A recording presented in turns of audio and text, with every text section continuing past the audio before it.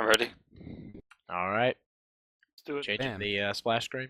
Yeah, what's up? Alrighty, welcome everybody to the Fake Hundo episode number 1. We are now officially episode 1. The beta format is over. With us today, we have a few more people, but we'll go ahead and go through the roll call again. I am Rename, and with us is it's gonna go down the list. Chaos, Yo. and then we have Claude, What's up, guys? CV, Howdy. El Magus, Hey. and Tonic. How you doing? All right. So, welcome back, everyone. We're gonna start off with the bit of a recap. It's been a little bit since we have last done a podcast. A lot has been going on. A lot of streams, a lot of speed runs. Marathon or two happened. So we're just gonna take this kind of time to do a bit of a recap for RPG speed runs and any sort of significant ones that have happened. I will say I'll start it off with the biggest one, in my opinion. Our boy Dream Boom. He got a wonderful PB in Dragon Quest VIII with a whopping 12 hours, 35 minutes. Congrats, Dream Boom, wherever you are. That was a great run. It was a very I good watched run. like 10% of it, but the 10% I saw was great. Yeah, I watched a total of about maybe 50. I had to take a nap between, but it was a very good run. All right. Any other? Yeah, because I mean, I was on vacation and working a lot, so that was really the biggest one I saw. Anybody else, Kennedy? I almost got the Lavo show skip like twice, which was exciting. I guess the Wild Arms community got a new member, so I've been watching some of those. I haven't been streaming much because of the SGQs going on, practicing off stream, like a dirty practice. But other than that, there might be a new Chrono Trigger glitch, as in we found like a glitched cartridge and we have no idea how it happened, so we're like hoping that it's something, but nothing actually happened there. So that's me. Something almost happened is my recap. Nice. Good recap. I spent like a week rerouting the FFT no math routes to include Summoner instead of Samurai, and then I found out it was too inconsistent to actually do runs, and I finished a run that was like 30 minutes over my PB, and then I rage quit that route forever. And then I played DKC2 and got world record. Congrats. Thank you. I have done absolutely nothing in terms of speedruns. I've instead been doing Final Fantasy V 4-job Fiesta runs for like the past month. So, I mean, a fellow Suikoden runner, Woolrick, was doing an 80% route a couple days ago, and he was testing the idea of including a Champion's Rune instead of selling it. So I get to, I'm going to experiment with that in a few days, probably. Nice. Oh. Omegas, you got anything for recap? I rerouted Lufia 2 a bit the past month, and I died a lot. That's basically it. I know that feeling. Yeah, I heard from Voltus you're looking to get back into that game. Pretty heavy. Yeah, I can easily take wood record, but gotta get a run through. Possible. Antonic, I hear you're at some sort of... Yeah, it was this strange event where people gathered for the weirdest reason for speedruns, right? I was at SGDQ last week, so maybe we'll talk about that a little bit. And otherwise, I've been working on Dragon Quest Monsters. I've been doing, looking into basically RNG data for manipulating certain things to happen. So that's my recap. Cool. Alright. Yeah. Yeah, that's about Alright. it. Yeah. Good recap, Paul. Yeah. GG. Yep. Alright, so now the topic everyone has been waiting for. The monthly race. To talk about that a little bit. It has been decided it's going to be Final Fantasy Mystic Quest, and when was the time again? I'm not going to be able to make it, so I haven't been paying too much attention to it, but It's going to be at 2 p.m. tomorrow. It's a little short notice, but this was like the first time we could do a podcast, and that was technically the June monthly race, so we're getting it as close to June as possible, so 2 p.m. Eastern as well, by the way. Oh yeah, Eastern time. And this is going to be one of our blindish races, correct? Where notes are allowed, but if you want to be blind, that's cool too, right? Yeah, well, it's for all skill levels. So like, if you speedrun the game, you're still allowed to race. But if you're blind, you can enter like me. Basically, Elmagoose is gonna farm us all. It's gonna be a great Yeah. time. Is it worth noting that going in blinds without any notes is going to be quite longer than one with notes? I mean, because El Magus would be able to talk more on this, but are there like huge glitches that are going to make up for times blind people won't be able to really compare to? There's one glitch that saves about 2 minutes, I'd say. But other than that, everybody is on equal footing, pretty much.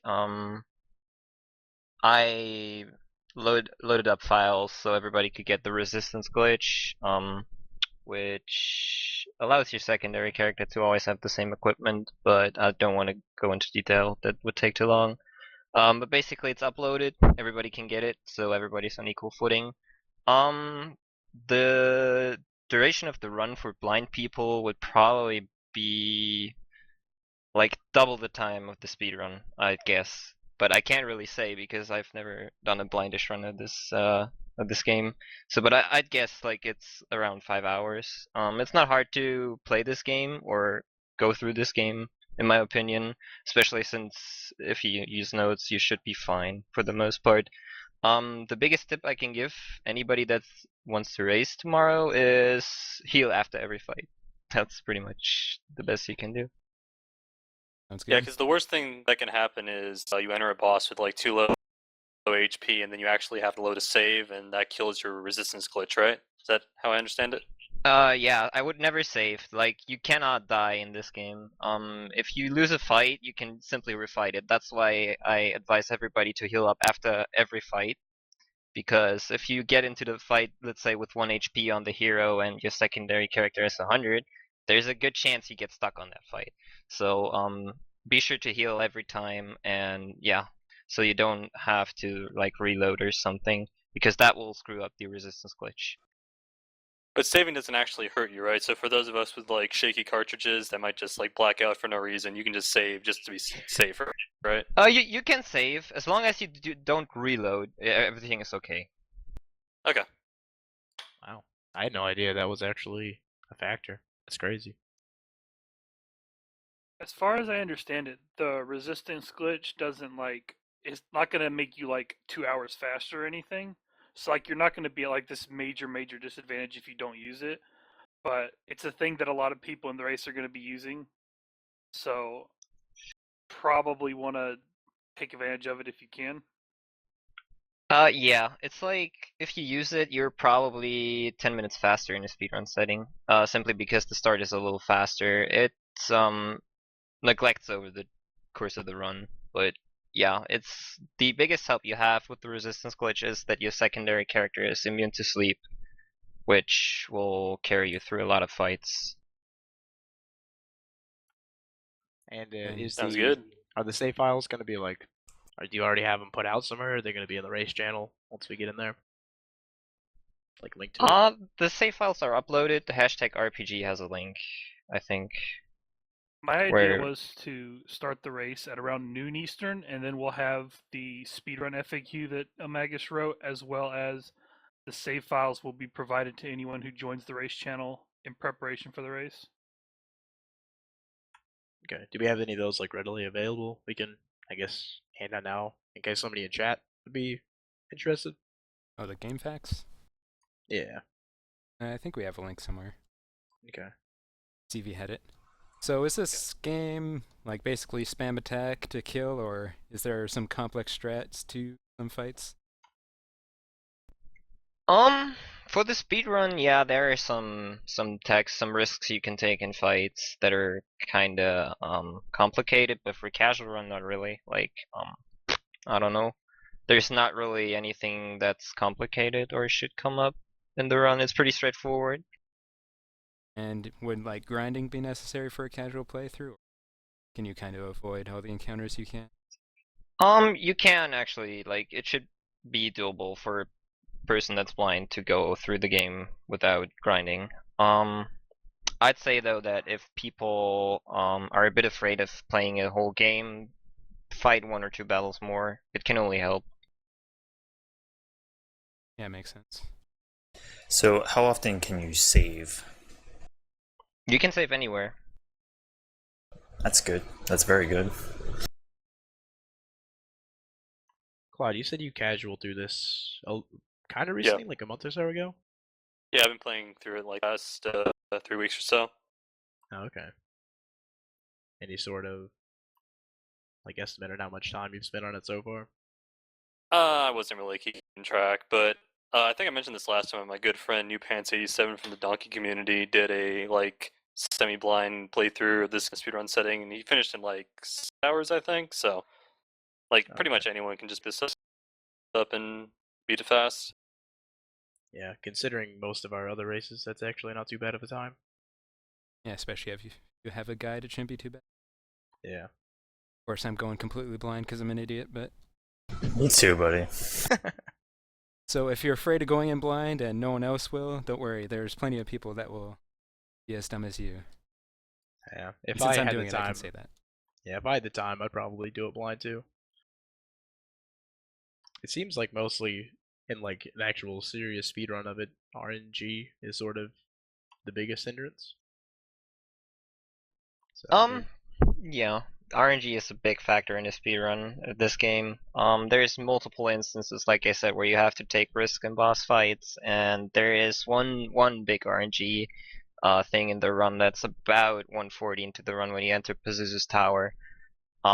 He can basically spawn on, that's the gist, on 5 different floors, and depending on what floor you get, you will lose up to 10 minutes. So yeah.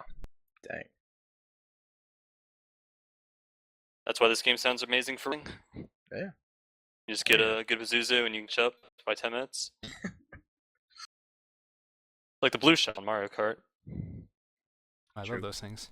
Nice analogy. Yeah. Oh man, I avoided one time. It was so sick. But anyways.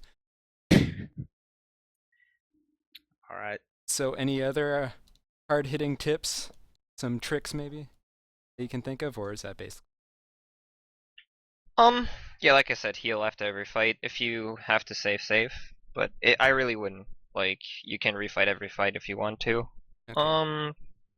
And if somebody, even if you want to go blind, take up the cure spell in the first town. That's pretty much it. Don't forget exit either. Exit's pretty important. Exit is actually not important, but it makes the run a lot faster. Basically, you exit a dungeon, I'm guessing? Well, you can Yeah, always use it on enemies. Exactly. Oh, go ahead.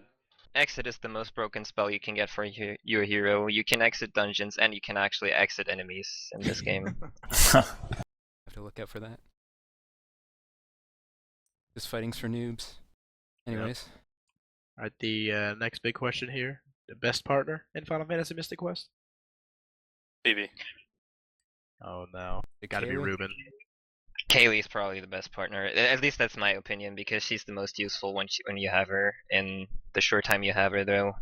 Sadly, Phoebe's kind of useful, but yeah, Phoebe's a close second, I would say.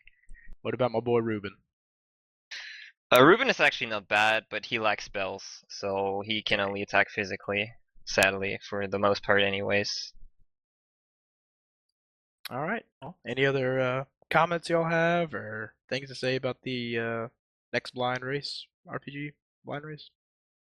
Oh, I guess the July blind monthly race, or I guess it's not blind, but is Soul Blazer, which will be like July 26th perhaps, or July 27th, depending on if it's on Saturday or Sunday.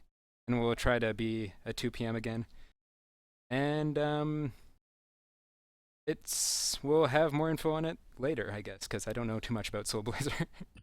Me neither. Yeah. We'll have Study more. up. Yeah, more info on the next podcast. I'll probably be blind for that one too. And I guess we discussed doing a sort of 4 months in advance blind race, so people blind in that case, so people can prepare, because it's like a speed run that can't be just winged. Like the example we used was Chrono Trigger, so we might look into doing like maybe like an October monthly race being something like Chrono Trigger, but we'll discuss that more. So, yeah, for that. That's it for the monthly race segment, I guess. Okay.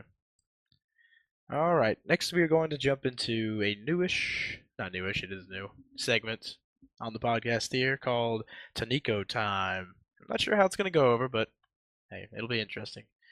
For those of y'all who are not familiar with Nico, it is a Japanese live streaming website, and there are a lot of fantastic RPG speedruns that go on that site. So we figured we'd try to collect some of the best ones that have happened in the past, what is it, couple weeks? Yeah, 2 months, weeks. so, Yeah. past 2 weeks, and sort of show them off here for everyone here to see, just to get some exposure out there, because they run some pretty unique games on Nico.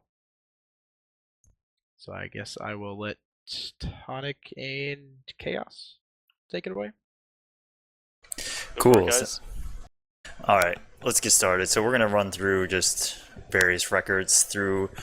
We've got about 20 items to go through, and like Rename said, these are from the last 2 weeks or so, and we've got different, I guess, subcategories for series. So we're gonna get started with Dragon Quest 1, and Dragon Quest 1 for the, let's see, this is the Super Famicom version. Dragon Quest 1 is kind of broken up into two main categories. It's either the NES version or the Super Famicom. So what you see here is the Super Famicom version. And the NES version, which is actually the Famicom version, is a much slower. So the record was taken by someone called Corey-chan. Time of 7 hours, 10 minutes, and 31 seconds. And this is kind of interesting because if you've seen Fiesel run, he does the US version, which is, hovers around 6 hours. But this is a rare case where the Japanese run is actually much slower than the American run, and that's because they're actually kind of different games. The Famicom version is much more brutal. So there's that. We've got a few other entries for the Dragon Quest series. We've got Dragon Quest IV for DS, which has got the time of 3:58:13 by Gura. That is the #1 time. DQ6 is playing right now. So okay, great. So moving to DQ6, Dragon Quest VI. This is a run I've actually been seeing a lot lately on Nico. There's a few people who are very active with it right now, and this is actually a pretty lax run in that it's not, you don't have to reset over and over like other Dragon Quest games early on. And that time was taken by RAI of 6 hours, 55 minutes, 23 seconds on June 30th. And our second to last of the Dragon Quest series is what we actually have. The #2 time of Dragon Quest VIII was taken by P. Shu, and that time is 9 hours, 53 minutes, and 57 seconds, which is a very long run. And I'm sure most of you here have seen Dreambaum. He runs the English version, but this is the Japanese version, which is much faster. And these guys are pros who run Dragon Quest VIII. They reset. They can reset 3 hours in. They can reset 6 hours in. So it's pretty impressive. And the last entry we have for the Dragon Quest series is Dragon Quest Monsters for the PSX. We've got a time of 2:12:48, which is a very good time. This is the third best time, taken last week, June 24th, or 2 weeks ago, excuse me. Actually, I don't know, one or the other. So this time is in the PSX version, which is slightly different than the Game Boy Color version. And basically the PSX version is a little more forgiving, and you can save more often, but it scrolls text a lot faster, so it just moves quicker. So Went ahead a little, but it looks like No the problem. DQ6 videos timer is at 8:22. Is this maybe a wrong VOD, I'm guessing? Maybe. Well, we'll assume that, yeah. Anyways, All right, let's move on. Go ahead. All right, it's Earthbound next. Okay, great. Yeah. So we've got 2 times for Earthbound. One of which is by Menbo, the number 1 time, and the second of which is by Himonto. Now, Earthbound is interesting, and I'm sure some other on the call can join in for Earthbound discussion. But basically, it's split into a few categories, and this is the main glitchless one. But there's an any percent category in which it's like 8 minutes. It's very broken. They just kind of glitched. It's almost like task inputs. Then there's like a 25-minute RTA version, and then there's this, which is the glitchless, in which pretty much anything goes. You just can't manipulate. Now, if anybody on the call knows about Earthbound, I know we watch a lot of there's who do Earthbound regularly. So can anybody else chime in? I've never done Earthbound myself, but I guess CV watched an 11-minute one. I'm gonna throw him. There was an 11.5-minute video I saw on Nico from October, which basically the first 8.5 minutes is the intro, and then he goes and buys 2 skip sandwiches and uses them to clip through a wall, and then goes out of bounds that way. So a bit faster. Yeah, just a bit. I think the US any percent is like an hour, so I assume that the different versions have different glitches they can and can't do.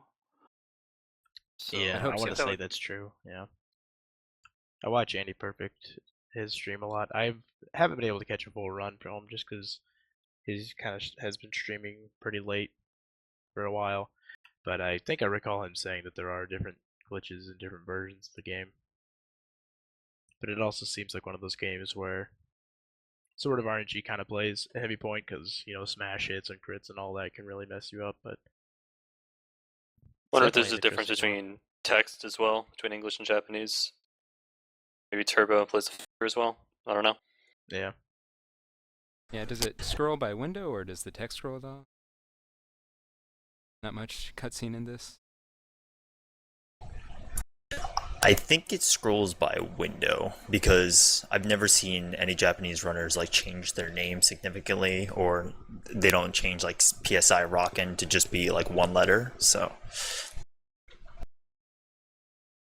all right, I guess we can move on. We don't have any videos for these, but the next is the Final Fantasy block, and there's 3 entries. We've got the number 1 time for the glitchless category for the Japanese version of Final Fantasy IV by Puriwo, with a time of 4 hours and 3 minutes 40 seconds. We've got another entry for Final Fantasy V. This is the number 2 time for Sapphire. This guy got a very good time of 4 hours, 11 minutes, and 31 seconds, and he's 1 minute off of Sun Yao's time, which is very impressive. Maybe Claw, you want to jump in and talk about this? That's a really good time. Before I quit this game forever, I think I got a 4:28, and that was I did the full step route, but I just screwed up the encounter pattern a little bit. So to get a time that's 17 minutes better than that means you just must have had incredible execution with menus and whatnot, because that game does not have a lot of RNG, unlike other Final Fantasy games. And I'm almost positive this is no battle speed restrictions, right? Because it was 1 minute off Sun Yao time. Yep, that's correct. Yep. Okay, yeah, so that's a really good time. Cool. All right, and the last entry we have is for Final Fantasy VII, with a time of 8 hours and 5 minutes, 43 seconds by Gil. This is another very impressive time. It's the number 2 time. I believe it's... actually, let me check real quick. It is... I remember seeing it. Yeah, it's 2 minutes off the world record. Very, very impressive. Very competitive, as you can see. Karakon obviously does it often. There's... it's very heavily Japanese, as most Final Fantasy and Dragon Quest games are. But it's kind of nice to see, I think, English, or not even English, just American runners or European runners running in Japanese, because we have always been able to see Nico times compete against each other, but I kind of like seeing other parts of the world competing with the Japanese time. So it's kind of cool. You can go on Nico and see Karakorn's times up there. So hopefully others take up the mantle. Oh, this is to. I have a question. This is J time, right? About Final Makes more Fantasy VII before we move on.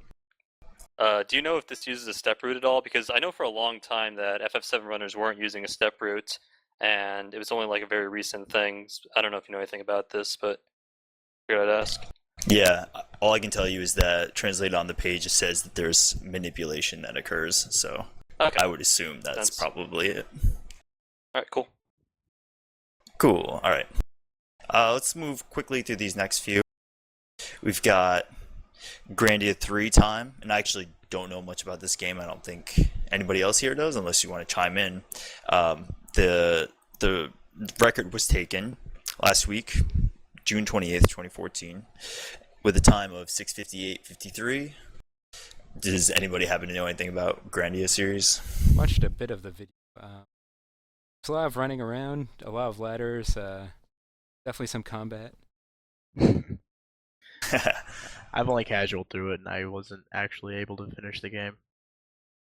Wow. I think I remember reading somewhere that it was a pretty brutal game, and I can imagine a 7-hour speedrun is pretty intense. So,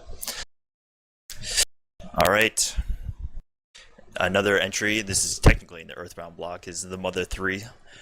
Mother 3 record for glitchless category was taken by Tetoke, 6 hours, 39 minutes, and 16 seconds. That was also taken last week.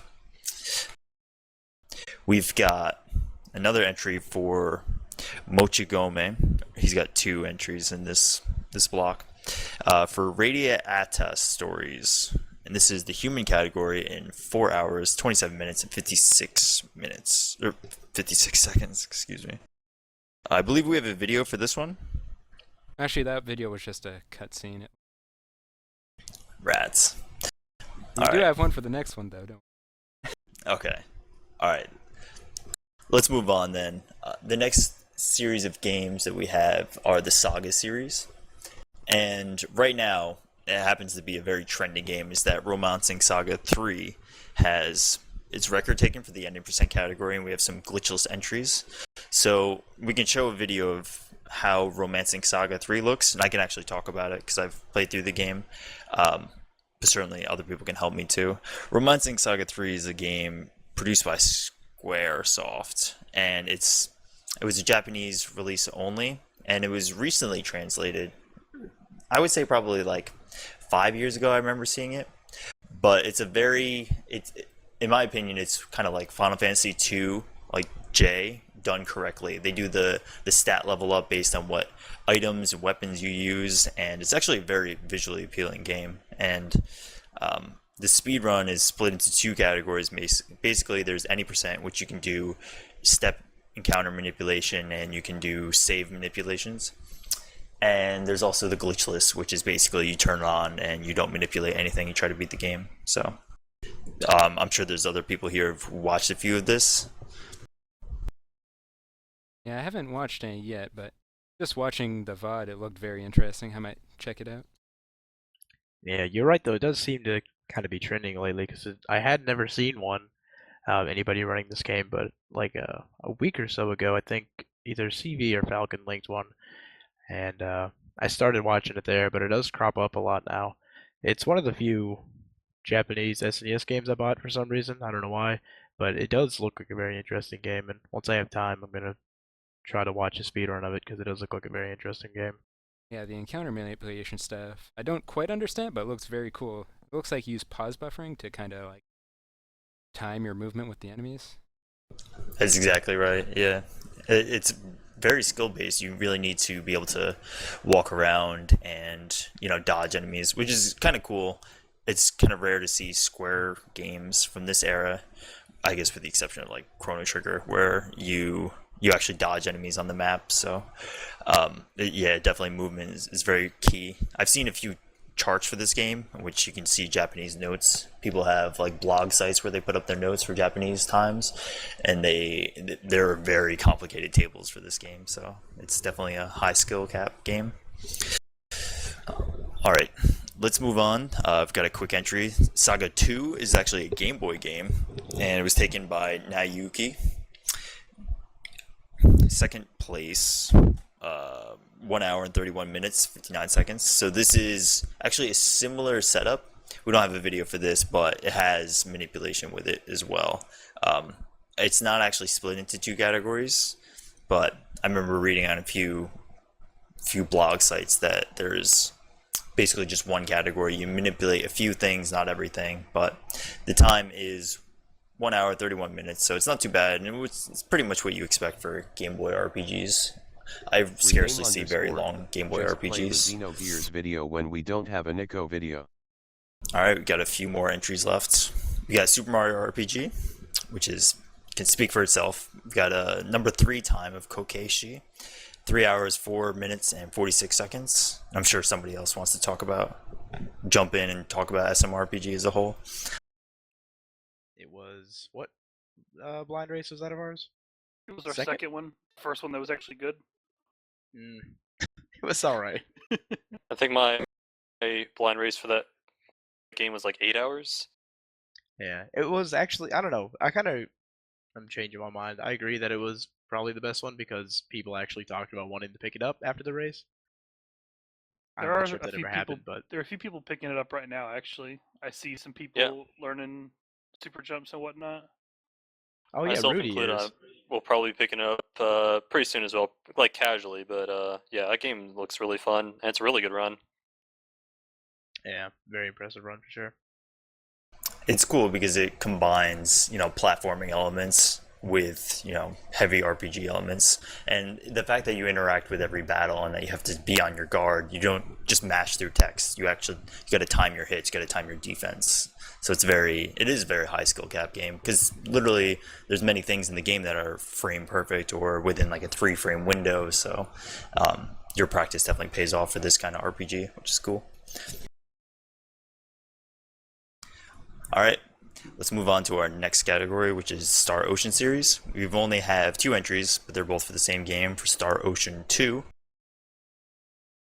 The record was taken by Ray, and this is for the Galaxy difficulty. And that is a time of 3 hours, 43 minutes, and 43 seconds. And we also have a number 5 time by Mochigome, same guy who ran Radiata Stories. And that is 3 hours 51 minutes, so within 8 minutes apart from the record. This is number 5 time, so it's pretty close. And that was taken within the month of June. Go ahead. This one actually surprised me because I thought Star Ocean 2 was like a 5-hour long run. I know that game has cutscenes. I know you can't skip them. So to see a time that's just like just under 4 hours actually really surprised me. That's cool. Yeah, I don't know I should look anything into more it. about the run, but Sure, there may have been a big skip or something lately. I know you can manipulate encounters in that game by going into the menu, so you pretty much only fight boss battles. But I thought just the amount of cutscenes made it a much longer run, but I guess not. I've seen an English run that was like just under 6 hours, but I have no idea how optimized it was. So it's possible that it is under 4 hours if you get it down optimized a bunch of attempts. Cool. Also, somebody in the chat says, are you talking about Star Ocean 3 or 2? Star Ocean 2.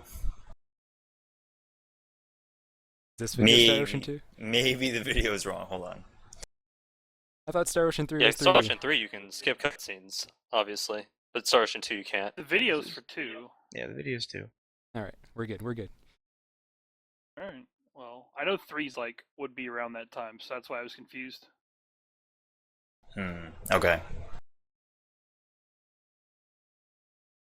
Also, there's 2 difficulties for, at least on the Nico page for Star Ocean 2, which is FD difficulty and then Galaxy difficulty, and the FD difficulty is apparently 4 hours and 43 minutes, so maybe that is what we had in mind. Yeah, I don't know enough about Star Ocean 2 to comment further, I guess, so let's move on. Yeah, the times could are be. for Star Ocean 2 or 3, one of the two. Maybe it is 3. Maybe, okay. It's definitely Star Ocean. Yeah. Alright. Moving on. Alright. We've got an entry for Tales of Symphonia, and this is for the PS3.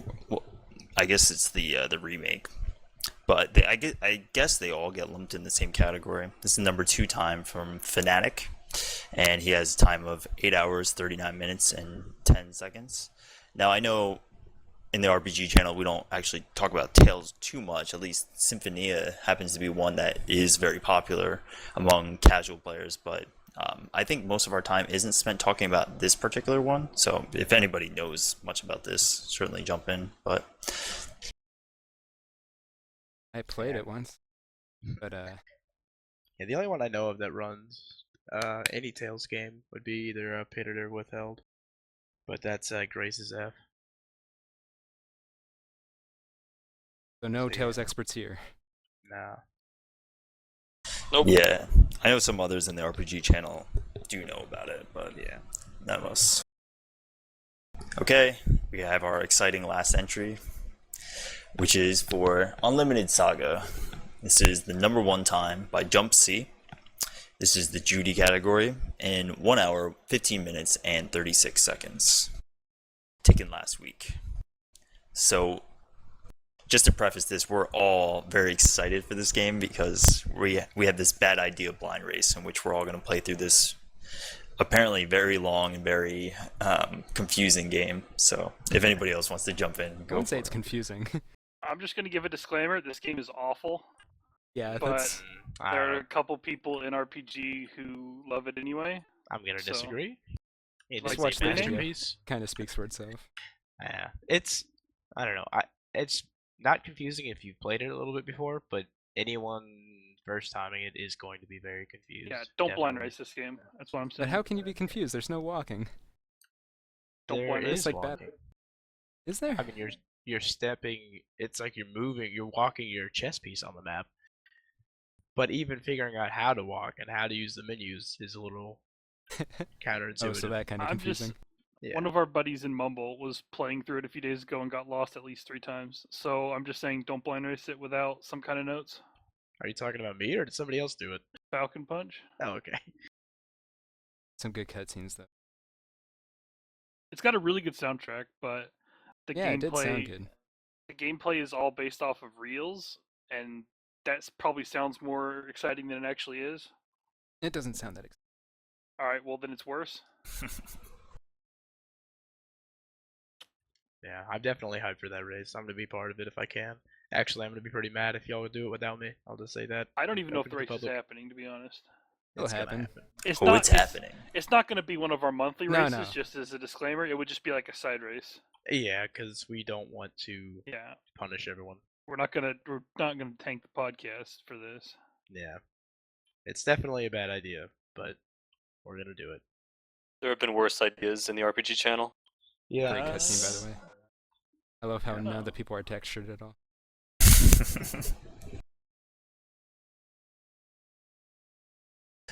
All right, I think that wraps up our Taniko section. We'll have Taniko more time is rec- over.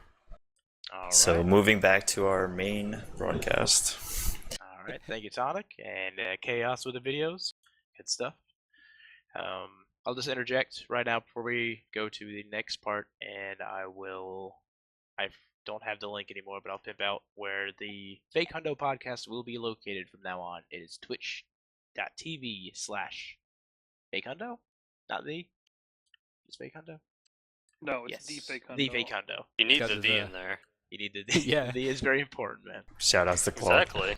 Yep. The club. So if you Get it right. are enjoying yourselves here today, which we hope you are, please follow that channel for all future information for what's Fake Hundo and the Twitter. Well, whatever. Just keep looking at the Twitch. We'll pimp out the page soon. There'll be Twitter and everything there, so you can keep more in contact. Not in contact. It's in the loop. sorted. Yeah. CV Ah, with yeah, the there we plugs. Yep.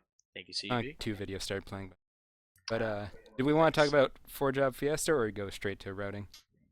A little bit, I guess, and I guess we can talk about SGDQ here too. If there's anything big I want to say about that, because I was on vacation for the whole duration of SGDQ, but I was able to squeeze a 4-job Fiesta run in, and it was actually my first full playthrough of the game. It was a very fun experience for me. My team was what was it, Black Mage, Ninja, or no, I had Samurai, and Ranger. I forgot the other one, but it was apparently a very OP team. So I had a lot of fun blasting through that. I think nobody else did but CV and myself, but CV made up for that in I did a spades. bunch of them, and I just want to say that, I mean, I had fun with most of my runs. I did one of the Final Fantasy One classic jobs, which was really bad because it uses the natural restriction, and natural sucks, so don't ever use that. Agreed. But if you go to forjobfiesta.com, that's pretty much. I mean, I assume most people in here probably have at least heard of it. But if you haven't, you can go to forjobfiesta.com. All the information's on there. Yeah, any of y'all who follow any RPG speedrunners were undoubtedly just barraged with 4GF streams as soon as it opened up. Oh, this is the first I've heard of it. Oh, well, okay. Well, there I've you never go. even Now heard you of have Final the Fantasy information. V. I've never heard of Final Fantasy. Is that the prequel to That's enough 6? of that. Okay. And just to iterate that it's a charity event actually. It's for Child's Play, so the organizer Revenant Kyoku tries to raise money for this Child's Play organization through hosting this event. So there's something called the Job Fair, in which you don't feel like getting your jobs, or you want a different job through this 4-Job Fiesta, you can donate to have your job changed, or you can just donate in general. So at the crux of it, it is a charity event. Yeah, this year, did they link it to the opening speedrun race by Dragon Dark and Poexo? Like you could vote on their team? Well, last year or the previous years, Revenant Kyoku actually did a run, and that was like the lead into the Fiesta. But this year it was the speed run by Dragon Dark and Puexel, where you could donate towards their teams. Yeah, that was pretty cool. They actually they broke like halfway pretty quickly, like within the first day, right, of their donation goal. That's right. Nice. And we did get a submitted highlight for the 4-Jump Fiesta, which you might have seen earlier. But I guess we'll play it now, because we have nothing else to play here except some other video about comparisons between games. And yeah, that was an accidental. That was a spoiler. You let that video out early. That's what you can expect from 4Job, apparently. Just instant wipes. Yeah. It had everything to do with it being 4-Job Fiesta and not with the game itself. Totally. If you had a different team, you had different levels, you'd be in a different area. I blame FJF. Absolutely. Yeah. Okay. And anything specific, or y'all want to bring up about SGDQ? Just because that did happen during the break, and I was kind of MIA during the whole thing. I know there were a few RPGs in there. I wish there were more RPGs in there than there actually were, but what can you do? Yeah, agreed. That's all I gotta say. Gonna happen. Hopefully. Or not. Hopefully. But maybe. It'll just be a bunch of us just streaming games in succession. Real hype. Yeah, Tonic, I know you were there. Any interesting stories or anything? Or related to RPGs, I wouldn't say too much. I saw some practice room races of some RPGs. I saw a SMRPG race. I did see a Final Fantasy race, or Final Fantasy 6, but that was mostly practice. So I think the only real run was Final Fantasy 6 for RPGs, as far as RPGs go. It also counts TTYD, I guess. Yeah. That's true. That's very true. But between those two, I know it's kind of interesting to me, because I think there's a lot of people out there who are genuinely interested in watching the RPG section of SGDQ, or the GDQs in general, but there's never enough to facilitate that desire. It's always like you gotta catch the one RPG run within like a 4-day span, and then you're off for a while. And I just think there's a lot of people out there who would be interested in RPG running, or they never even thought of an RPG speedrun. And I think being able to get up on the stream and talk about the complexity of RPG speedrunning would do a lot for our community. Even though all of us, for instance, on this call we all run kind of different games for the most part, we still get together and talk about things. So I would like to see more, and I'm sure everybody else would want to see more RPG speedruns in the future at GDQs. So definitely, there's actually, I mean, I don't want to just bring up a whole other topic here, but there's actually quite a bit in the ESA stream, right? Yeah, there are a lot. I think we went over them on the first episode. There's like between the two streams they're doing, there's 13 RPGs. Oh yeah, super hype. I don't know. It kind of bothered me that there were only two representatives of RPGs at SGDQ. And they were both over 6 hours long. It's just like the image that all RPGs are like this 6+ hour endeavor when there are a lot of RPGs that are, like 4 hours long, 3 hours long, even 2 hours long in the case of like Wild Arms and such. So it really bothered me that those were like the only two to get in, and I think it kind of like hurt the image of RPGs in general for like the average marathon watcher. Yeah, I'm gonna be permanently disgusted until Chaos's Wild Arms one run gets in. But aside from that, also it's sort of minor, but I guess you could say that's about a lot of runs. But also a lot of the donation incentives for RPG runs deal with extending the runs even more. Which Yeah, is that's what I kinda silly. understand. Like, there's a lot of people that complain about the length of RPGs, but then the RPGs that do get in, they extend the length even more, which, I don't know, it just seems kind of silly to me. Yeah. Right, and I think I'll just break the ice. I think Final Fantasy 600% is a game for like the marathon setting, so that people can think like, oh, I can see the entirety of the game, but then it loses its speedrun routes because that's, as we've talked before, it's a iffy category. It's not very competitive as opposed to the regular 90%, which is very competitive and much more interesting, I would say. Yeah, Yeah. I would agree. Just, I don't know, it just seems weird to me that RPGs are always like, it seems like they kind of sometimes devolve into like Let's Play territory when still like a legitimate speedrun, but for some reason it just never ends up being like a wholly legitimate speedrun. It always has like other elements that inflate the time, and that just seems kind of silly to me. I wish that wouldn't happen as often as it, but I understand why it does happen. Yeah, it especially makes sense for a finale game to kind of stretch it out as long as possible, but it wouldn't hurt to throw in some 2-hour runs, like even during like the dead hours, just to get some more RPGs in there Yep. to show that they aren't all 7 hours long. RPGs got to get their feet wet. And I will say about the Let's Play elements, like I guess acting out the opera would be an example. Just to play devil's advocate, it was like a 7-hour run, and there's not really 7 hours worth of speedrun material, so you might as well fill it up with some goofiness if people are willing to make asses out of themselves for a Oh, big wow. donation. Yeah. Make people entertain, see. Well, I don't have any problem with stuff taking place like during cutscenes or whatnot, like opera. It's just that stuff that adds on the run that seems kind of weird to me. Like suplexing a train. Like the suplex, losing the that's like record. 10 seconds though. It matters, clearly. It mattered, yeah. Nobody cares about Did it matter? records at GDQs. Well, this is, I mean, Tonic and I are kind of talking about something that wasn't at a GDQ.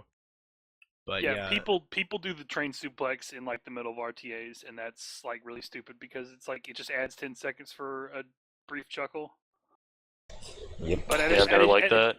But at a GDQ, if you can get like several $1,000s worth of donation incentives to get somebody to suplex a train for an extra 10 seconds, like that's not really a big deal. yeah. All right.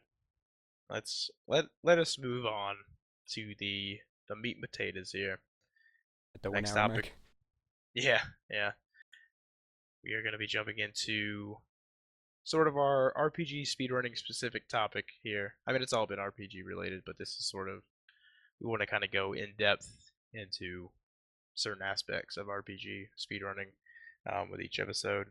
And this week we are going to be diving into routing and how one goes about routing RPGs specifically, and how it compares or contrasts to routing another game, like action games or platformers or things like that. Things that go into it. I'm not sure how much commentary I'll be able to add to this because my notes for RPGs are pretty much go left, go right, buy this item, go left again, exit. So Good I'm notes. sort of, yeah, I think Very I'm sort succinct. of, yeah, an odd person out here. And I can't speak too much of routing outside of RPGs because I do practice Mega Man 03. I don't really have any notes for it. I just kind of play it until I get comfortable with the stage. But I'll let y'all sort of take over since you're the vets here. All right. I guess I'll Why do you start. go? Thank you. So there's like basically two RPGs that I've really a lot of time in rooting. One is obviously Final Fantasy Tactics, and the other is FF5.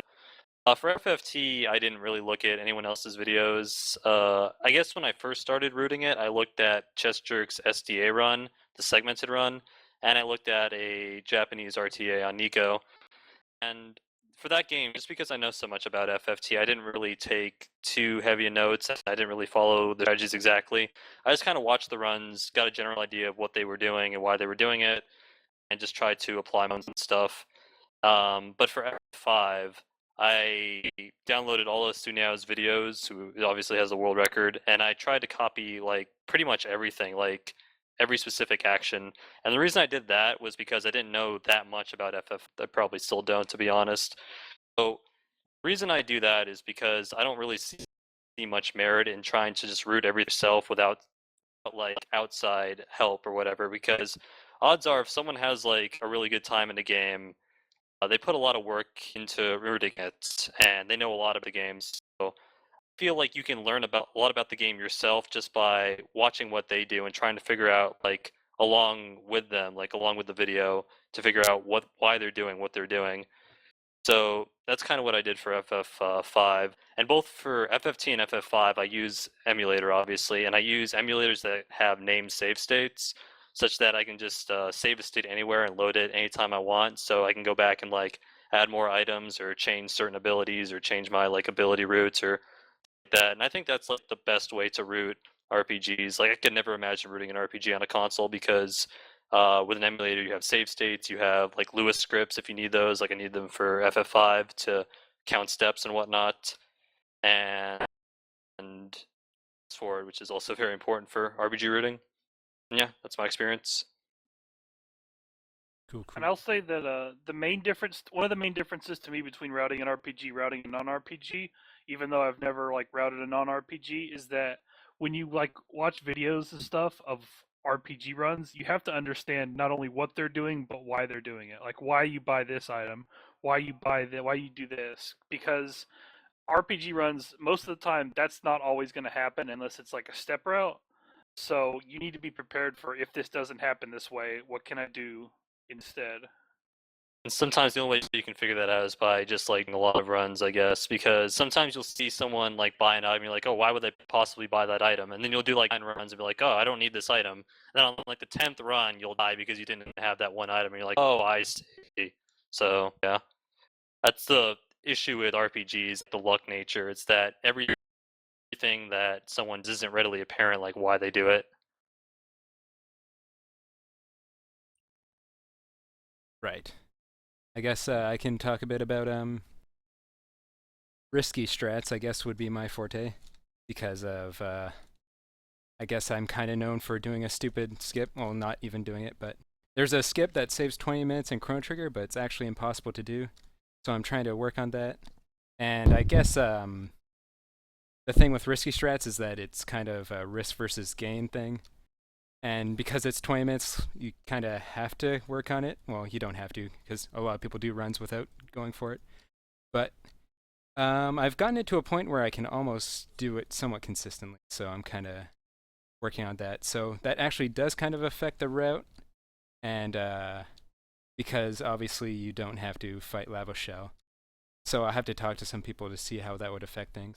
As far as like actual routing goes, I did work on Wild Arms, but the combat's pretty simplistic in that. The only thing in that game is that the step route, you can pretty much avoid all encounters late game if you like pay close attention to your step count and the ways you're moving. So using an emulator definitely helps there.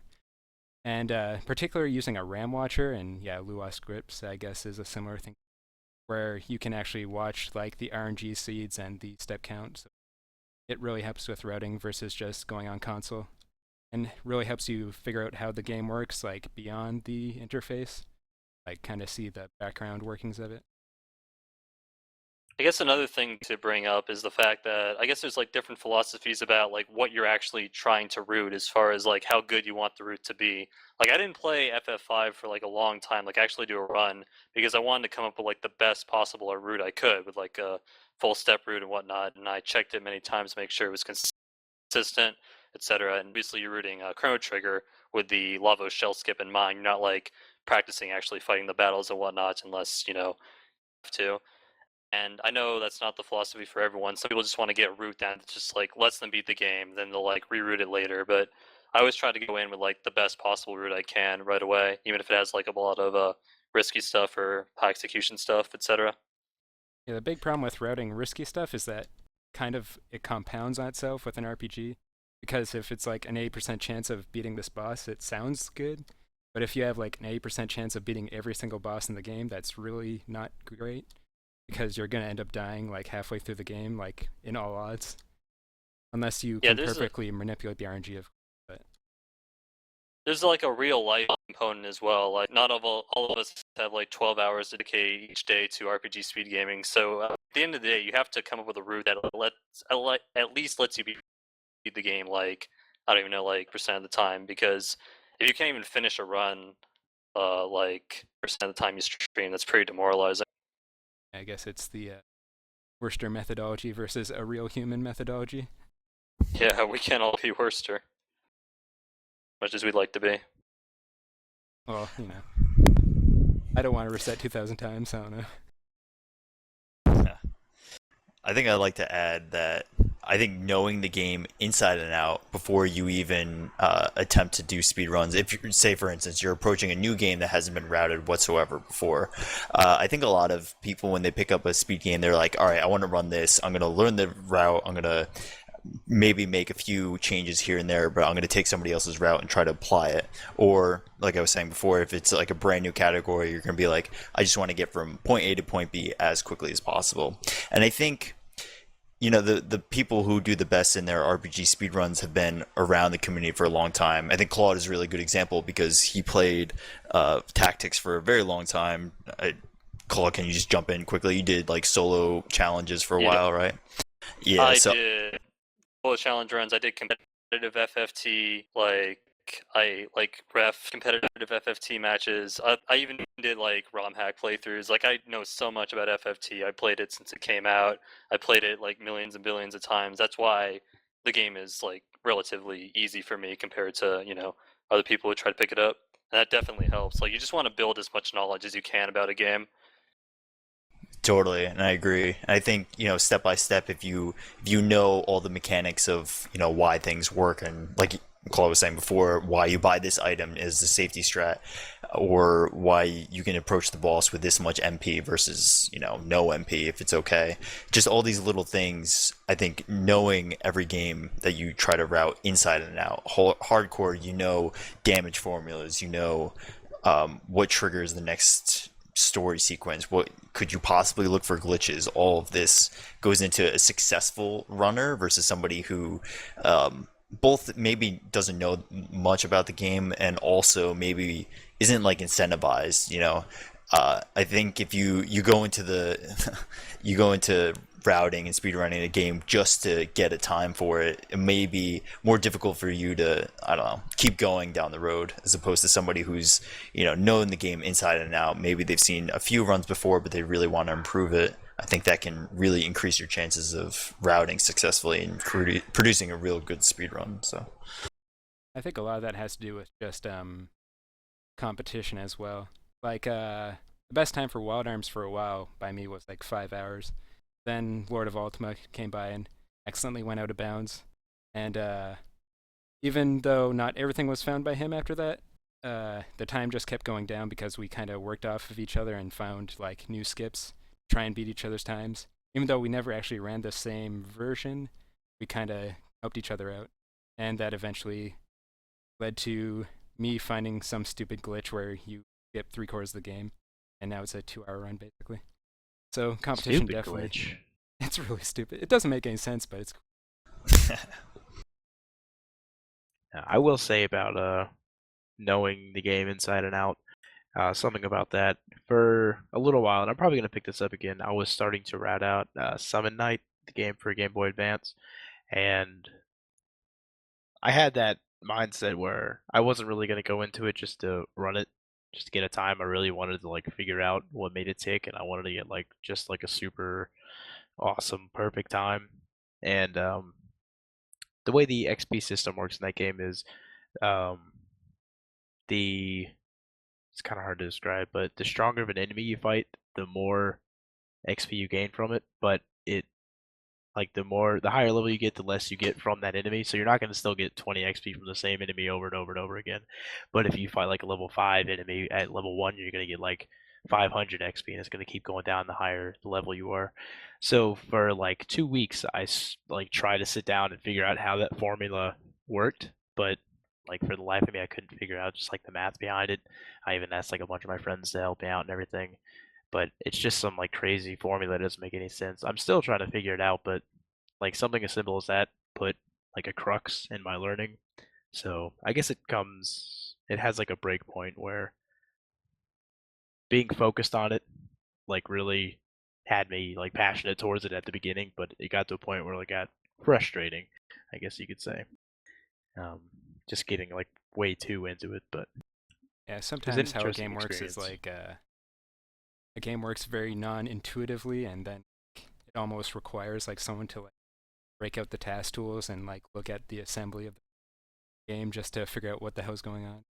I know there's a lot of things in Chrono Trigger that are like where nothing is quite like very simple. Even like movement, it's like a weird like frame cycle that affects if you can get skips. That's why you have to reset and run at a specific time, then let go of A for a while just so you can get the skip, because there's a weird invisible frame cycle. Same with level show skip. So like sometimes passion isn't enough and you need to break out the programming tools. That can kind of be really overwhelming if you don't have any prior experience. Yeah, definitely. I'd like to chime in. I think, everybody here, and certainly we're going to pitch this to everybody, sharing your information with other people is critical to the success of speedrunning in general, but definitely for RPGs. I mean, Chaos's situation is that he may have never found out how to go out of bounds if, sorry, the guy's name again? Ultima. Lord of Ultima came along and gave him It's actually the kinda out funny. of bounds. He got an Go ahead. encounter while running over a door accidentally. Like I was watching him speedrun, and he went out of bounds, and then he was like, what had just happened?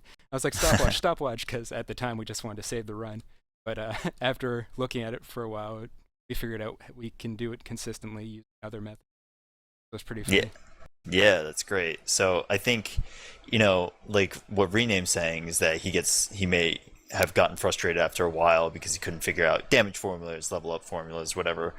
There may be someone who knows about Summon Night and happens to be really good at, I don't know, Lewis scripts or assembly or whatever and can figure it out. So, I mean, we always encourage talking with each other. If you've got ideas about speedruns, if you have a game that you really like and it's an RPG and maybe you don't run it, but you have some small little glitch or something, we really encourage you to come by and just talk to us on the SRL channel, because I think, speedruns can evolve very quickly, as it did in like Chaos's case, for instance, if people share their information. So that's just my take.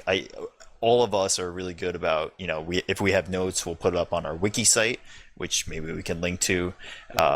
We just generally share notes. You can check out our Twitch pages. If we have notes, we usually throw them up there. So certainly, it's definitely an open community, and we discuss a lot of things. So if you have your 2 cents, definitely share it. I've been pretty lazy about sharing my T notes, but I kind of want to fix that in the future. So Yeah, I gotta update my notes on that. everyone should share. You recently revamped them though, right, Claude? Or was that your FF5 notes? You redid a little bit. No, FF5 I haven't touched in forever, but Well, my I'm FFT talking like stuff, a month yeah. ago. Yeah.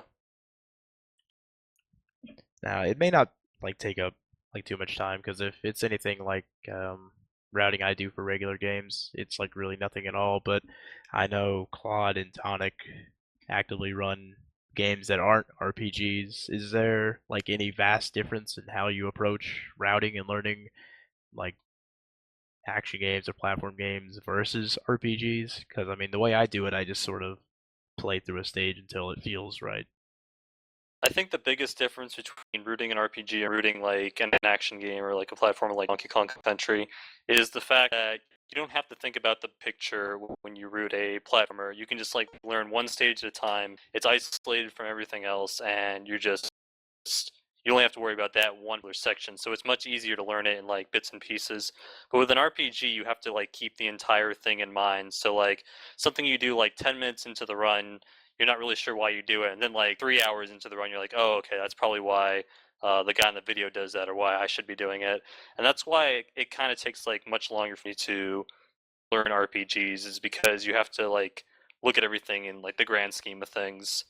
This is like the biggest difference. And there's the execution difference between RPGs and platformers. Like platformers is a lot of muscle memory execution, so you have to play the game a lot. Whereas RPGs, you can just do like a lot of crafting, a lot of like investigation to like game mechanics and such to become better at speedrunning it. Those are like the two main differences, I guess, for me. Yeah, I pretty much agree with all points. I think with platformers, action games, whatever FPSs, it's a lot of muscle memory, but it's also, I run Mega Man games, for instance, so it's like Claude was saying, it's like if you enter one stage and you finish one stage, the next stage is completely not dependent on what you did before. Whereas RPGs, it's like a web. You get, maybe I got this random drop which helps me with this certain boss, and I'll get more EXP. I'll save items here. You go down that path, or maybe you didn't get that random drop, and you go down that entire path, and it could affect the whole game. And you have to be actively thinking about this the entire time. I'll say that for the RPGs I have run, pretty much I always have notes available around so that I can keep perspective of what's coming up. I think it's really important, and maybe somebody else can chime in whether or not they feel notes are important, but I definitely do. Whereas, for the action platformer, it's muscle memory. I don't need to have notes in front of me in order to do that. Oh yeah, absolutely. Like I've never done a single RPG speedrun without my notes in front of me, whether it's FFT or FF5, and I know FT like the back of my hand because I would not feel comfortable running a game without notes. It's kind of funny too, like when I was first learning like Country 2, I actually did like take notes on why people did certain things in certain levels. And then when I got to like World 2, I was like, wow, this is really stupid. Why am I doing this? Because it's, muscle memory. I really need notes for that, obviously. Yeah, totally. It was just a habit coming from an RPG speedrunning background to try and take notes on games like that, but it's obviously not needed. But for RPG speedrunning, yeah, obviously. Them. I think I remember I was trying to look at a side scroller and I was taking notes, and I was like, a minute. Looking at the notes will like distract me from what I'm doing right now. Yeah, exactly. It's not like you can actually read them in a run. Actually, Yeah. I don't even really look at RPG notes, but I have a special case of being a relatively simple route-wise anyways game, that it's just a bunch of glitches that make you go fast. I guess if you go between categories a lot, notes are a lot more important. But if you only run like one category, then it's a lot easier to like remember everything you need to do and even develop like menu muscle memory for games. Like I know Karakarn said he doesn't even use notes for Final Fantasy X, and that game's like 10.5 hours long, which amazed me. But I guess he just knows the game really well, and obviously he only runs 90%. Yeah, and for Chrono Trigger, I obviously need a lot of notes.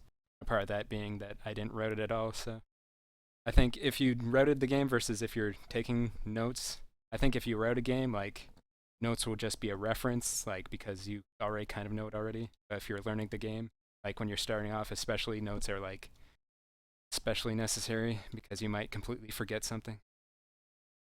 Yeah, I can talk about just for instance, for Dragon Quest runs in general, every time you visit an item shop, it could be that this part of the game I need 3 herbs for the next boss, or the next part I need 8 herbs, and trying to keep on top of that is near impossible. So I have charts of like every item shop you go to, whether or not you need to buy this, and a lot of what I do is in Japanese too. So sometimes as reference points, I'll say, okay, I need to select the 3rd item of the menu. I need to buy 5 of them. I need to sell something from my inventory so that I can afford to buy the 4th item. So if I didn't have notes, I'm not native to Japanese and I couldn't read it on the fly that fast. So I need them, but the game is meticulous as that. I can see notes being absolutely nuts. Never Yeah. run a game quite like that. Mm-hmm. All right. Any other comments or anything like anyone feels is important to bring up as far as RPG routing goes? I know there's like still way more depth involved, and we could fill a whole 2 hours just talking about it. But any like major talking points or anything y'all want to bring up?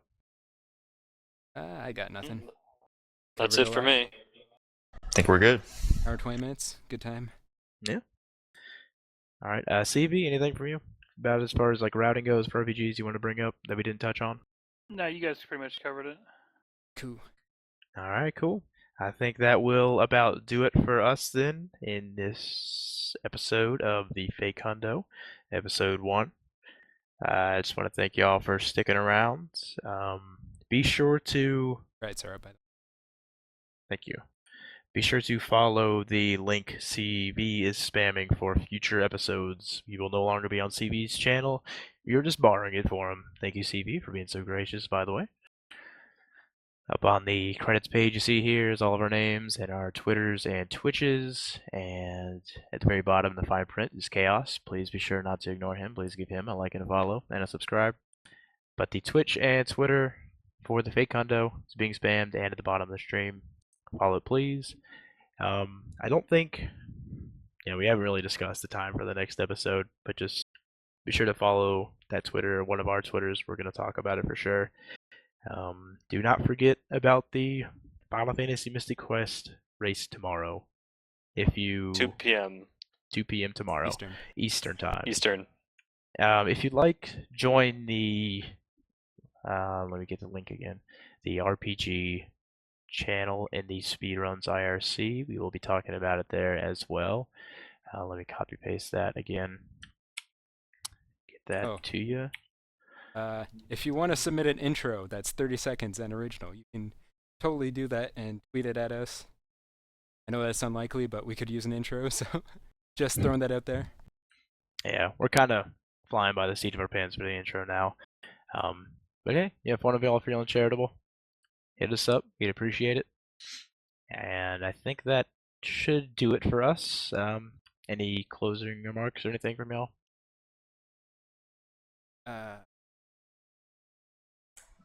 Just come visit us. We're friendly and love to talk about RPG speedruns, so you're more than welcome in our channel. I agree. Final Fantasy Tactics is the best game ever made. Second to Wild Arms. I will tentatively agree. CV? I'm good. All right. And I know El Magus has been a little quiet, but anything from you before we go? Thanks for having me, I guess. Thanks for sticking thanks around. for stopping by. Yeah. It was good to have you. And everyone else too. All right. Thanks for stopping by again. And come see us anytime. Think of us as your guides. See you next time. Anytime. Think of Wow. it as your